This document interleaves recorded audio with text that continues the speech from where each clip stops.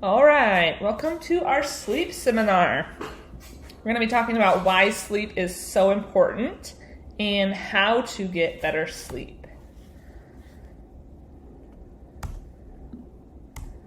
So we're going to talk about chronic sleep deprivation symptoms, what that means in the body and how we function, benefits of good sleep, and how to get better sleep. So with this QR code, you can take your phone and scan the QR code, and all of these slides will be on your phone. There'll be another one of these at the end if you want to do it later.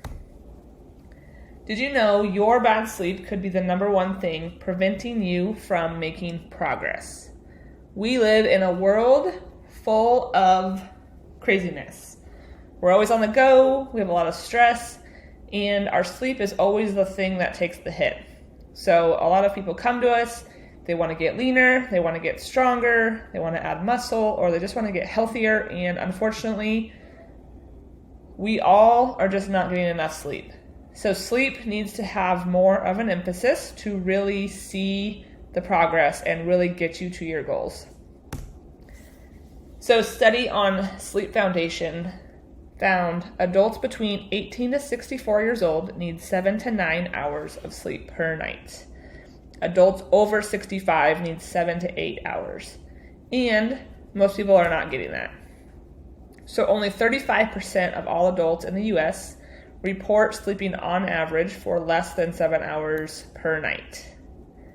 And almost half of Americans say they feel sleepy during the day between 3 and 7 days per week. That's a lot of days of feeling tired. That is not normal. So some chronic sleep restriction symptoms can be irritable, slow thinking, lacking energy for daily tasks, trouble concentrating, yawning frequently, waking up not feeling rested, and poor memory. Some consequences of sleep deprivation on our health include decreasing testosterone, which testosterone is one of the most powerful hormones for increasing muscle, for strength, or toning. And if we don't have enough testosterone, we cannot do that. So our lack of sleep is causing a decrease in testosterone. So we need as much testosterone as possible to help get to our goals. Sleep deprivation also increases cortisol, which is our stress hormone. We have enough stress going on. We don't need help adding more. It also decreases our thyroid function, so it slows our thyroid down. It decreases our insulin sensitivity, which means that we can have higher blood sugar. It increases our blood pressure, and it also causes poor dietary adherence, which I know when I have not slept good for a couple days in a row, I tend to want to eat foods that I wouldn't normally eat, as opposed to just eating what I know I should be eating. And that's partly due to sleep deprivation.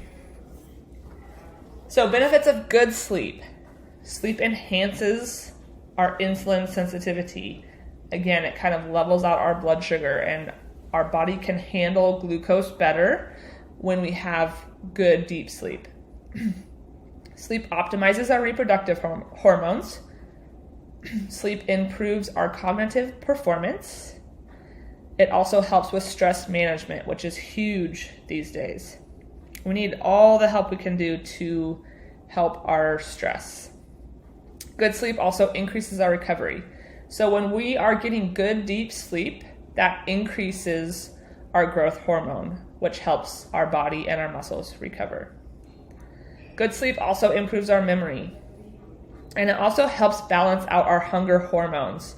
So if we're sleep deprived, our appetite regulating hormones, ghrelin and leptin, are altered. So ghrelin stimulates our appetite, making us crave food, and leptin makes us feel full and satisfied. So when we're sleep deprived, our ghrelin goes up and our leptin goes down. So we want those to be more balanced, so we're not always just craving food and eating mindlessly. So our sleep hygiene consists of the habits that we have created and the environments we're in. So what we do and what we surround ourselves in helps make the difference of how we're sleeping or not sleeping. So how do we get better sleep? During the day, cut off caffeine early in the day. Caffeine actually lasts a lot longer in our body than we think. So I always like to say, aim for a 12 or 1 o'clock time as your last caffeine for the day. That's usually enough time for your body to process it, but sometimes you may need to adjust. You may need to go earlier than that. Minimize alcohol. Okay, alcohol can help you fall asleep, but it actually doesn't help you stay asleep. Alcohol causes more interruptions throughout the night. It also alters our melatonin and growth hormone production during sleep. So when we have alcohol, we're not able to get that good deep sleep, which is where we're recovering during the night. Get regular daylight exposure. So this helps our circadian rhythm stay in sync with the daytime energy, and it also helps produce melatonin in the evening. So if you're not getting daylight exposure regularly, our circadian rhythm can get confused on when's daylight and when's not, and that affects our melatonin. And working out regularly. Okay, so this is a big one. We always want to be making sure that we're working out regularly because this will help our body get into a good deep sleep. So before bed, try to journal or brain dump right before bed.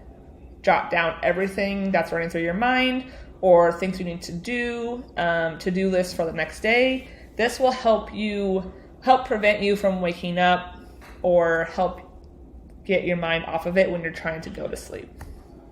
Minimize blue light a few hours before bed. That means screens, TVs, anything electrical. If you need to, wear some blue light blockers to minimize the light. Any type of screen or light on our eyes and our face is enough to stimulate the outside daylight, right? So it's stimulating our brain to think it's time to be awake. And have a wind down routine. So doing some stretching, yoga, meditating, reading, hot bath, drink some tea. Do something that kind of calms you down about 30 minutes before you want to get in bed. So oftentimes we set a bedtime for like 10:30 and it's 10:15, so we're running around with our head cut off, and then we just jump right in bed. And we have all this adrenaline running, and we're not actually ready for bed. We are more wound up than we should be. So giving yourself enough time and your brain and your body to relax and get into your bedtime routine is going to help you actually fall asleep when you get into bed. So in bed, have consistent sleep and wake times, even on the weekends. Try to keep them within 1 hour of each other. So if you go to bed at 10, Monday through Friday, try not to go any later than 11. And same thing on the wake up times. Turn your phone and electronics off.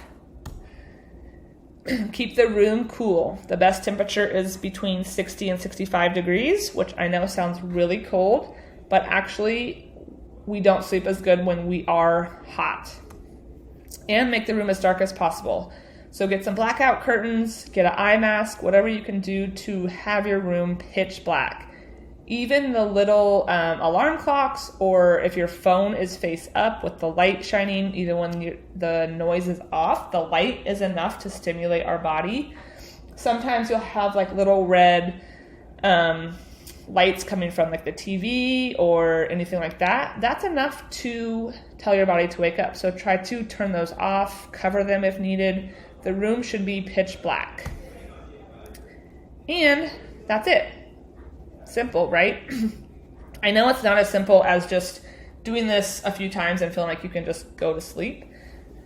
Give yourself some time to adjust to these new habits. Again, it takes some time for our body and these habits to form before we actually notice a big difference.